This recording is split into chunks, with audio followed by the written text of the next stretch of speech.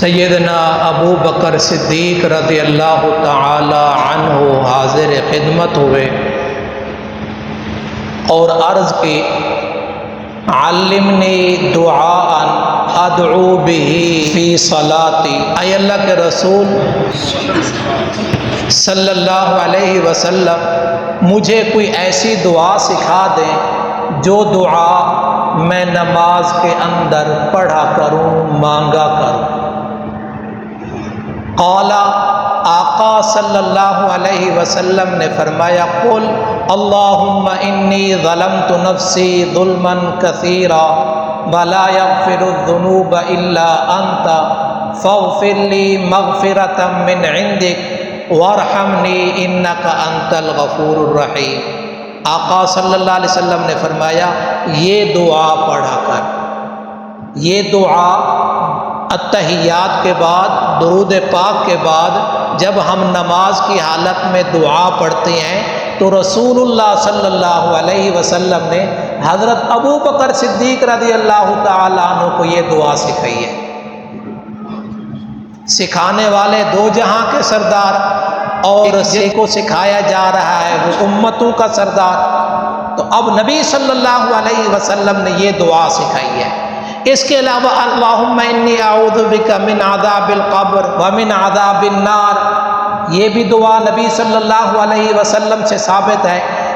اور جو دعا ماثورہ ہے، جو نبی صلی اللہ علیہ وسلم کی دعاؤں سے ثابت ہے، وہ درود کے بعد یعنی التحیات اور درود کے بعد یہ دعا پڑھ سکتا ہے، اور کئی دعائیں بھی پڑھ سکتا ہے۔ کچھ امام کی سپیڈ زیادہ ہوتی ہے، جہاں تک آپ پڑھ لیتے اتنا پڑھیں، بات چیت نہ کریں۔ آپ کے لیے یہی حکم ہے، جتنی آپ نے پڑھ لی، امام نے سلام پھیرا، امام کی اتباع کرتے ہوئے آپ بھی سلام پھیر دیں۔ اگر امام کی سپیڈ سلو ہے تو آپ دو دعائیں، تین دعائیں، قرآنی دعا پڑھ سکتے ہیں۔